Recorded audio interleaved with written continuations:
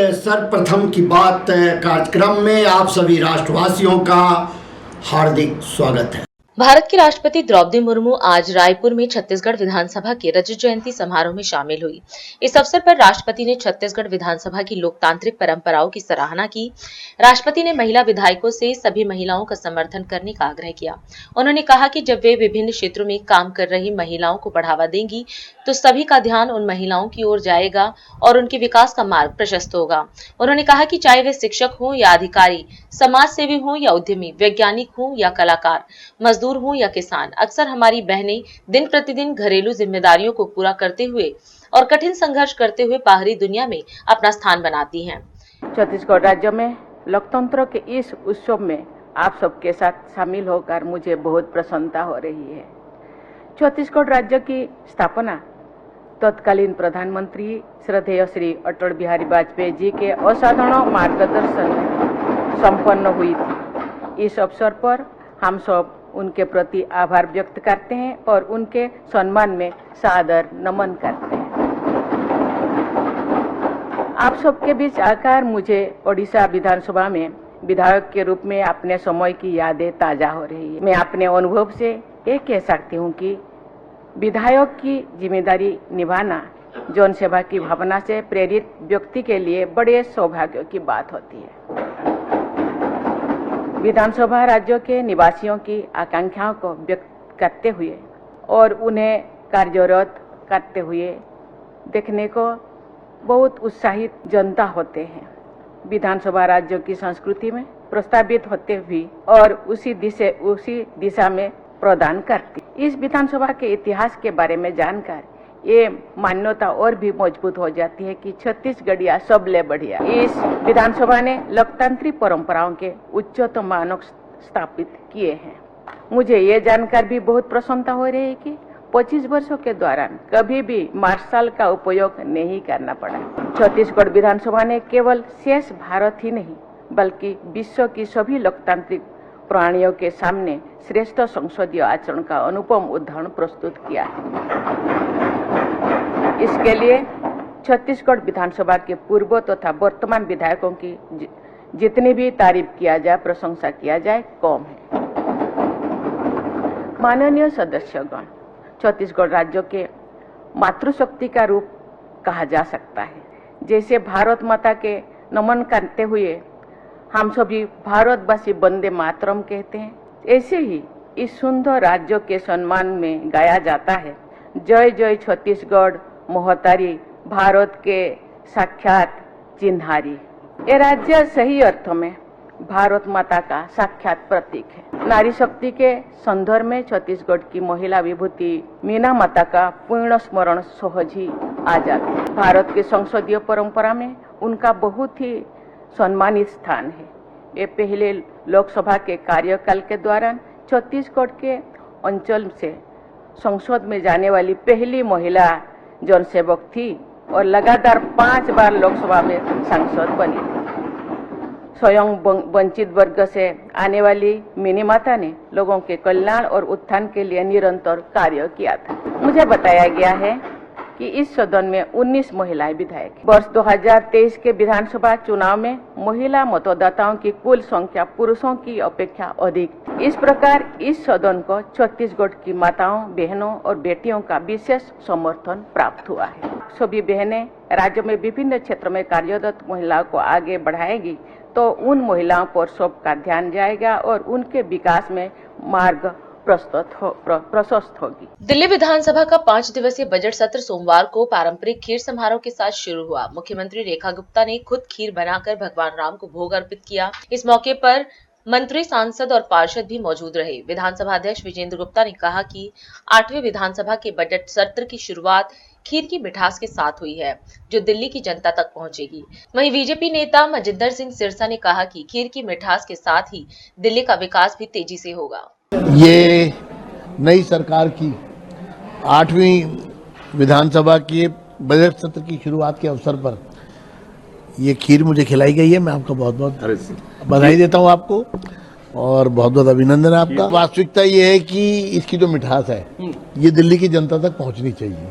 मैं तो यही कहूँगा कि जैसी अपेक्षा है और जैसा मंत्री जी ने कहा है कि इसकी मिठास दिल्ली की जनता तक पहुंचेगी, तो ये बहुत ही खुशी की बात है कि ये जो खीर का स्वाद और उसकी मिठास है, अगर दिल्ली के हर नागरिक तक पहुंचती है तो ये बहुत बड़ी सफलता मानी जाएगी। मुख्यमंत्री जी को भी बहुत बहुत बधाई देता हूं कि उन्होंने आज यहाँ पर खीर का जो आयोजन किया है, और मंजिंदर सिंह सिरसा जी का भी बहुत बहुत अभिनंदन करता हूँ।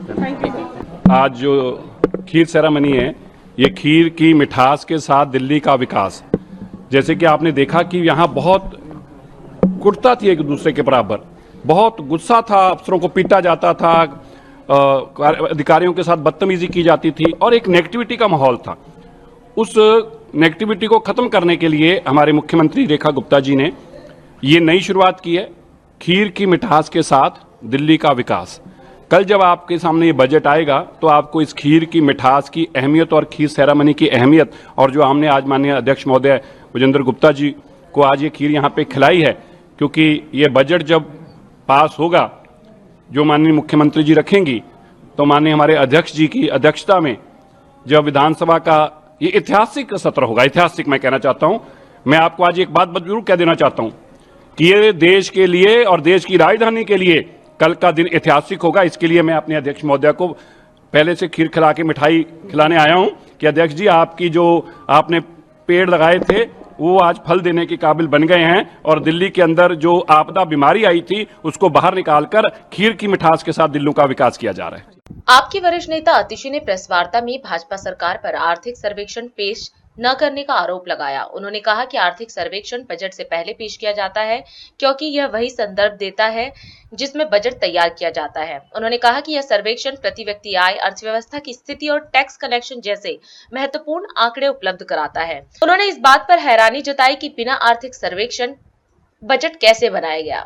संसद में बजट प्रस्तुत करने से पहले, बजट प्रस्तुत होने के पिछले दिन इकोनॉमिक सर्वे प्रस्तुत किया जाता है। अभी या उस राज्य की अर्थव्यवस्था हो, उसके मुख्य आंकड़े लोगों के सामने रखता है। अगर आप इकोनॉमिक सर्वे को देखिएगा, अगर आप पिछले कुछ सालों के इकोनॉमिक सर्वे उठा के देखेंगे, तो उसमें दिल्ली की अर्थव्यवस्था के सारे आंकड़े मौजूद हैं।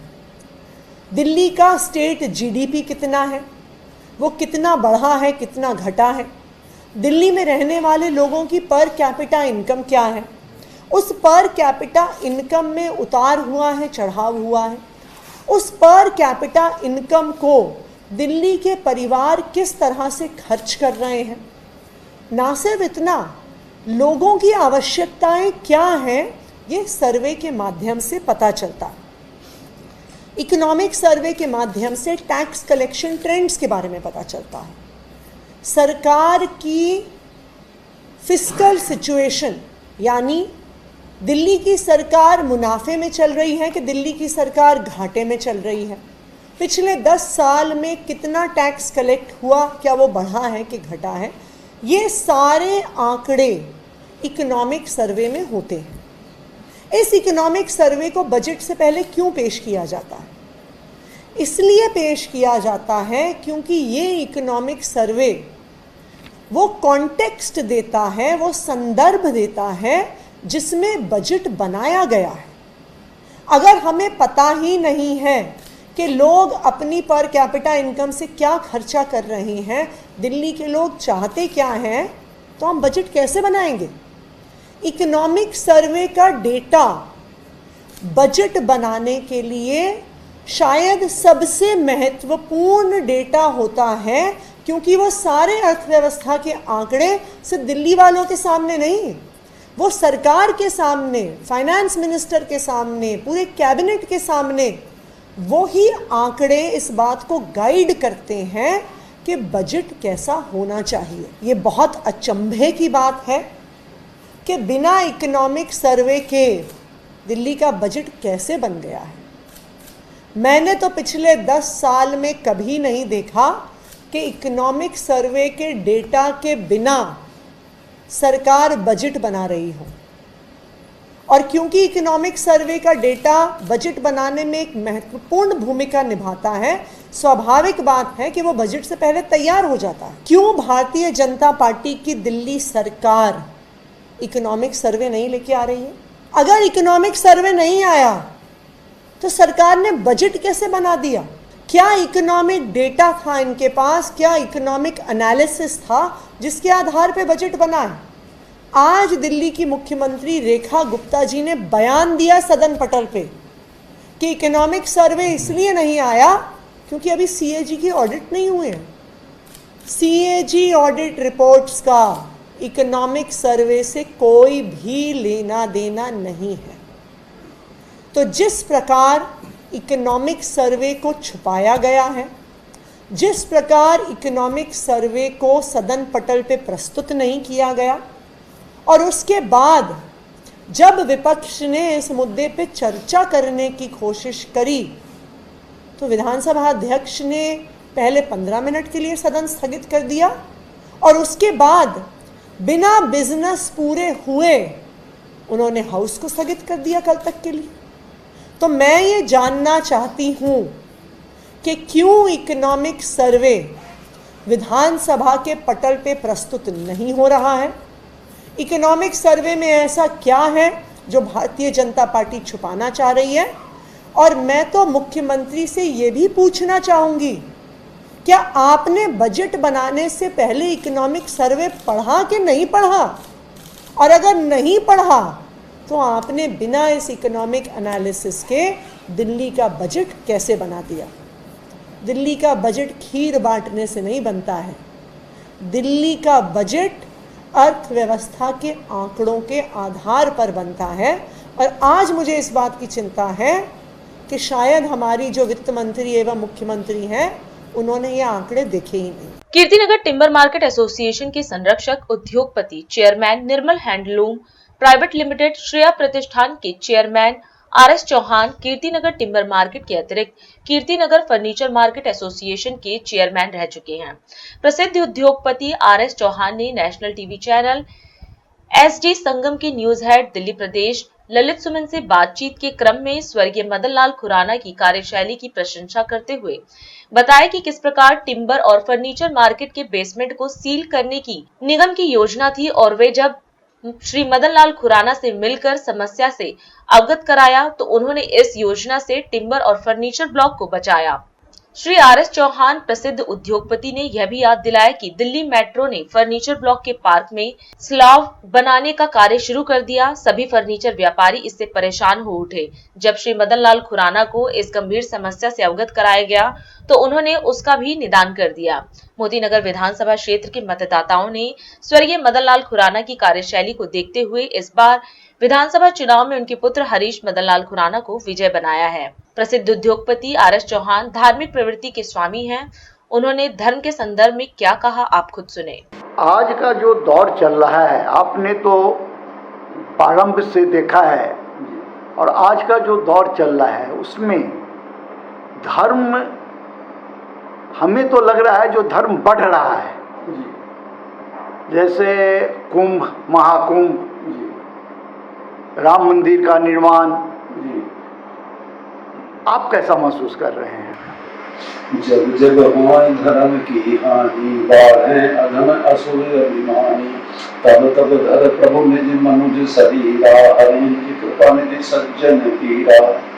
तो आज की तारीख में हमारे योगी जी हुई तो लही मन देख पड़े को लघु न दीजिए डार, जहाँ काम आए सुई नहीं करे तलवार, बड़े बड़ाई ना करें बड़ों ने बोले बोल, रही मन हीरा कब कहें लाख टका मेरो मोल। अभी समय है एक ब्रेक का, हम चलते हैं ब्रेक पर। आप कहीं जाए नहीं, छोटा सा break. Shreya Furnishing, a unit of Nirmals, wishes you a happy Holi, celebrating the festival of colors with our exclusive home collection featuring premium upholstered fabric, vibrant designer curtains, prismatic home and office decor, carpet and sofa covers, all at unbeatable prices. Visit our website shreyafurnishing.com or our exclusive showroom 1/88 WHS Timber Market, Kirti Nagar, New Delhi 15. Kamal Buildtech Private Limited wishes you a happy Holi, fulfilling promises with excellence. With our professional team and years of experience in delivering successful projects, we guarantee you peace of mind and top quality work at an affordable price. For more details, visit our website www.kamalbuildtech.com. Visit us F29 Central Market, Kirti Nagar, New Delhi 15. और अधिक खबरों के लिए आप हमारे YouTube channel दैनिक India दर्पण को अभी सब्सक्राइब करें और नोटिफिकेशन के लिए बेल आइकन को प्रेस करना ना भूलें। राष्ट्र सर्वप्रथम की बात कार्यक्रम में ब्रेक के बाद एक बार फिर आप सभी राष्ट्रवासियों का स्वागत है। तमिलनाडु के मुख्यमंत्री एम.के. स्टालिन ने राज्य विधानसभा में घोषणा की कि वह तमिलनाडु के सभी सांसदों के साथ परिसीमन के विवादास्पद मुद्दे पर पीएम मोदी से मिलने की योजना बना रहे हैं। राष्ट्रपति द्रौपदी मुर्मू ने कहा कि छत्तीसगढ़ में वामपंथी उग्रवाद से प्रभावित लोगों को समाज की मुख्यधारा से जोड़ने का काम अंतिम और निर्णायक दौर में पहुंच गया है। लोकसभा में नेता प्रतिपक्ष राहुल गांधी ने आरोप लगाया कि राष्ट्रीय स्वयंसेवक संघ देश के भविष्य और शिक्षा व्यवस्था को खत्म करने में लगा हुआ है। समाजवादी पार्टी के सांसदों ने उत्तर प्रदेश में महिला सुरक्षा के मुद्दे को लेकर संसद भवन परिसर में प्रदर्शन किया। जम्मू कश्मीर के मुख्यमंत्री उमर अब्दुल्ला ने कहा कि देश भर में वक्फ विधेयक के खिलाफ विरोध प्रदर्शन समझ में आता है क्योंकि केवल एक विशेष धर्म को निशाना बनाया जा रहा है। पूर्व केंद्रीय मंत्री और भारतीय जनता पार्टी के नेता राजीव चंद्रशेखर को सर्वसम्मति से केरल भाजपा का अध्यक्ष चुना गया। कर्नाटक के उप मुख्यमंत्री डी.के. शिव कुमार ने संविधान पर कथित बयान पर संसद में हंगामे और कार्यवाही स्थगित होने पर कांग्रेस सांसद प्रियंका गांधी वाड्रा ने कहा, कई दिन हो गए हैं और अब वे कोई न कोई बहाना ढूंढ लेते हैं। दिल्ली की पूर्व मुख्यमंत्री और आप नेता आतिशी ने भाजपा नेता सरकार की आलोचना करते हुए आरोप लगाया कि महिलाओं को 2500 रुपए की वित्तीय सहायता देने का वादा पूरा नहीं किया गया। पश्चिम बंगाल में रामनवमी जुलूस को लेकर पिछले दिनों अलग अलग इलाकों में हुई झड़पों के बाद कोलकाता पुलिस ने इस साल 6 अप्रैल को इन मार्गों को पूरी तरह सीसीटीवी कवरेज के दायरे में लाने का फैसला किया। मुख्यमंत्री नीतीश कुमार ने एक आणे मार्ग स्थित नेक संवाद में पवित्र रमजान के अवसर पर रोजेदारों को दावत इफ्तार पर आमंत्रित किया। दावत इफ्तार में राज्यपाल आरिफ मोहम्मद खान सहित बड़ी संख्या में रोजेदारों एवं गणमान्य व्यक्तियों ने शिरकत की। इस अवसर पर मुख्यमंत्री सहित आमंत्रित अतिथियों ने सामूहिक दुआ में शामिल होकर राज्य की तरक्की, प्रगति, आपसी भाईचारे एवं मोहब्बत के लिए दुआएं की। इस अवसर पर मुख्यमंत्री नीतीश कुमार ने राज्यपाल आरिफ मोहम्मद खान को पुष्पगुच्छ भेंट कर तथा टोपी एवं सराफा पहनाकर स्वागत किया। मुख्यमंत्री ने बारी बारी से तमाम आगत अतिथियों एवं रोजेदारों का स्वागत किया। इस अवसर पर केंद्रीय मंत्री पंचायती राज, मत्स्य पालन, पशुपालन एवं डेयरी राजीव रंजन सिंह उर्फ लल्लन सिंह, केंद्रीय खाद्य प्रसंस्करण उद्योग मंत्री चिराग पासवान, उप मुख्यमंत्री सम्राट चौधरी, केंद्रीय कृषि एवं किसान कल्याण राज्य मंत्री रामनाथ ठाकुर, बिहार विधानसभा अध्यक्ष नंदकिशोर यादव, बिहार विधान परिषद के सभापति अवधेश नारायण सिंह, जल संसाधन सह संसदीय कार्य मंत्री विजय कुमार चौधरी, ग्रामीण विकास मंत्री श्रवण कुमार, सूचना एवं जनसंपर्क मंत्री महेश्वर हजारी, शिक्षा मंत्री सुनील कुमार, अल्पसंख्यक कल्याण मंत्री मोहम्मद जमा खान, राज्यसभा सांसद संजय कुमार झा, सांसद कौशलेंद्र कुमार सहित अन्य मंत्रीगण, सांसदगण, विधायकगण, विधान परिषदगण, अन्य जनप्रतिनिधिगण, राज्य के वरीय प्रशासनिक एवं पुलिस अधिकारीगण एवं बड़ी संख्या में रोजेदार उपस्थित थे। उत्तर प्रदेश में योगी आदित्यनाथ के नेतृत्व में भाजपा सरकार के 8 साल पूरे होने पर सीएम योगी ने यूपी सूचना विभाग की पुस्तिका का विमोचन किया। इस दौरान उन्होंने घोषणा की कि 25 से 27 मार्च तक हर जिला मुख्यालय पर विकास उत्सव मनाया जाएगा। इस कार्यक्रम के तहत केंद्र और राज्य सरकार द्वारा किसानों, युवाओं, महिलाओं और बेरोजगारों के लिए किए गए कार्यों को जनता के सामने रखा जाएगा। यह उत्सव संबंधित सेक्टर से जुड़े लोगों के प्रति कृतज्ञता प्रकट करने के लिए आयोजित किया जा रहा है। 25, 26 और 27 मार्च को प्रत्येक जिला मुख्यालय पर डबल इंजन की सरकार की, केंद्र की सरकार और राज्य की सरकार के द्वारा समग्र विकास के जिन क्षेत्रों में कार्य किया गया है,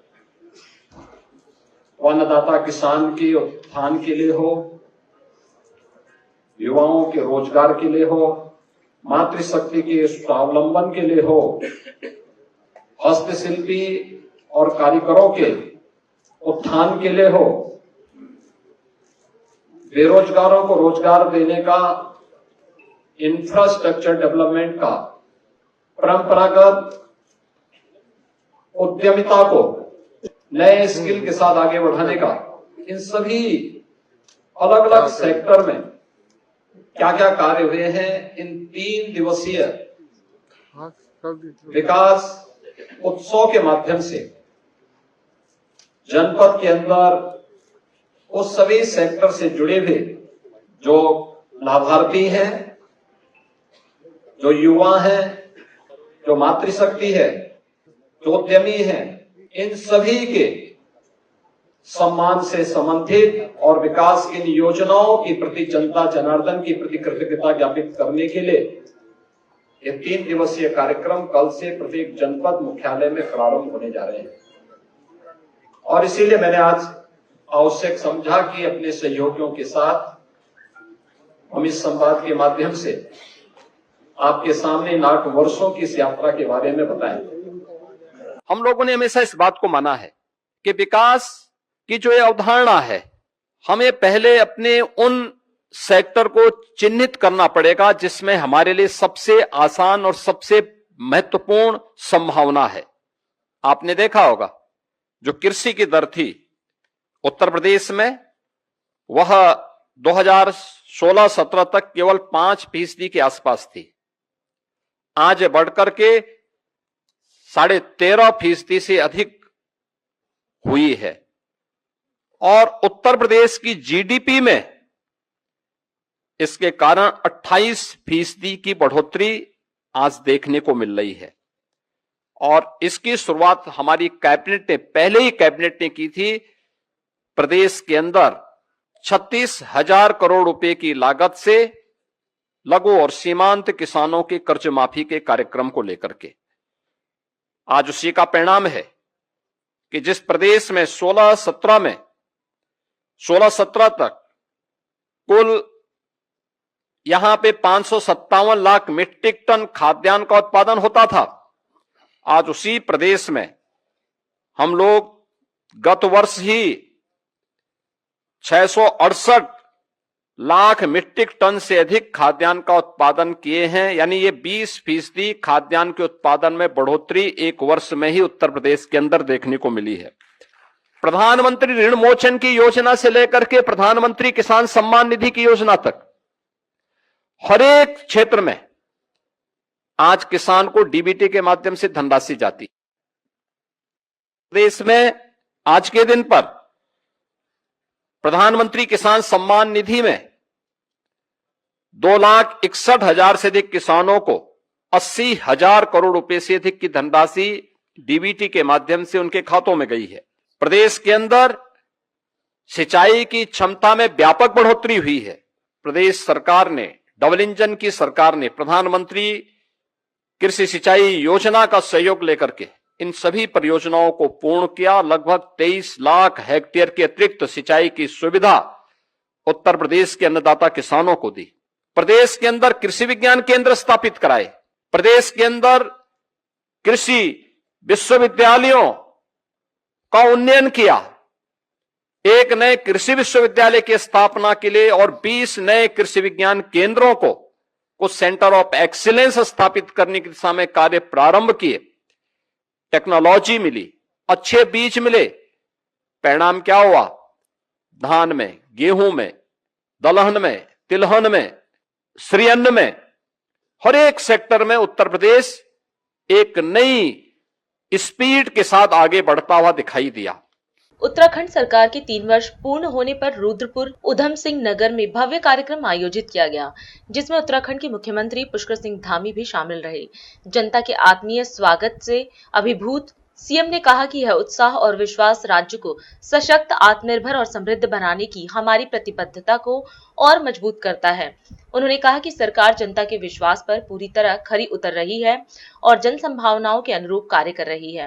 बीते 3 वर्षों में अनेक जनहितकारी फैसलों और कल्याणकारी योजनाओं के जरिए प्रदेश के सर्वांगीण विकास को सुनिश्चित किया गया है। जनपद के विभिन्न स्थानों से आई हुई हमारी माताएं, बहनें, सभी मेरे बड़े बुजुर्ग और मेरे सभी नौजवान युवा साथियों, आप सबका अभिनंदन करता हूं, आप सबका स्वागत करता हूं।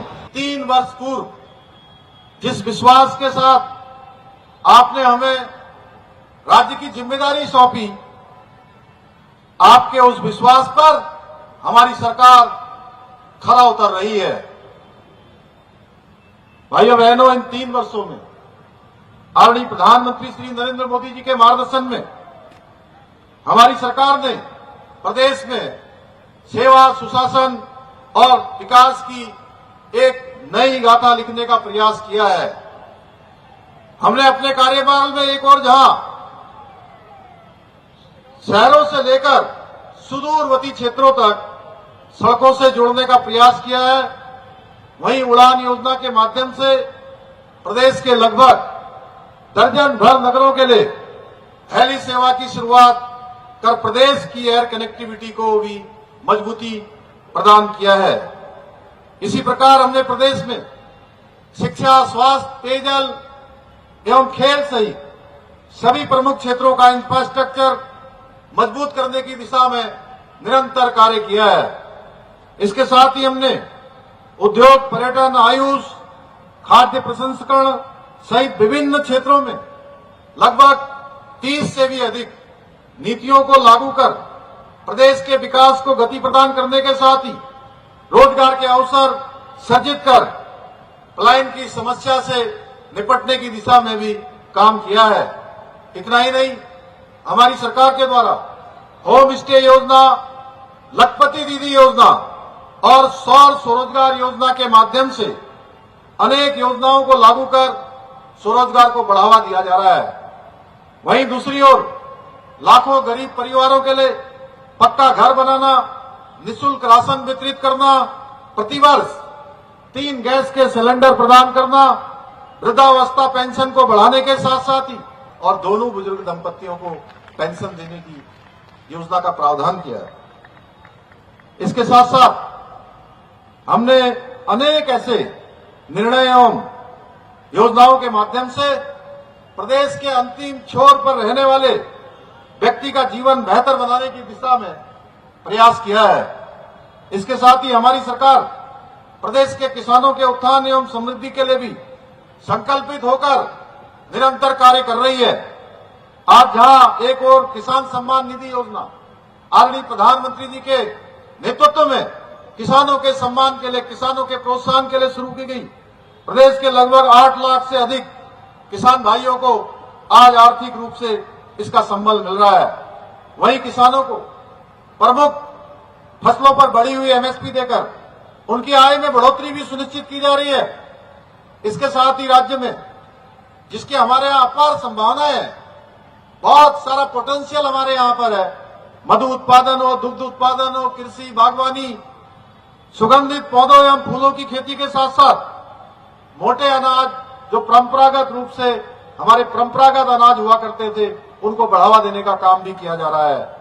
चाहे प्रदेश में किसानों को 3 लाख रुपए तक का ऋण बिना ब्याज के देना हो, किसानों के लिए नहर से सिंचाई को बिल्कुल मुक्त करना हो, या फिर फार्म मशीनरी बैंक योजना के अंतर्गत कृषि उपकरण खरीदने के लिए 80% सब्सिडी देनी हो। हम प्रदेश के किसानों को उन्नत एवं समृद्ध बनाने के लिए निरंतर प्रयासरत हैं। मैं आज के अवसर पर बहुत सारी जो विकास शर्मा जी ने मुझे लगभग 20 कामों के लिए ये एक पत्र दिया है, शिव अरोड़ा जी ने दिया है। आप सबके बीच में से अनेक सारी मांगे आई हैं, मैं इन सबको अपने साथ लेकर जा रहा हूं। सबका परीक्षण करवा के उनको योजना के रूप में सम्मिलित करके आगे स्वीकृति प्रदान की जाएगी। और अधिक खबरों के लिए आप हमारे YouTube चैनल दैनिक इंडिया दर्पण को अभी सब्सक्राइब करें और नोटिफिकेशन के लिए बेल आइकन को प्रेस करना ना भूलें। आज हम इस कार्यक्रम में आपसे विदा लेते हैं। आप अन्य खबरों के लिए बने रहे। राष्ट्र सर्वप्रथम, वंदे मातरम, जाग उठा है भारत। राष्ट्र सर्वप्रथम।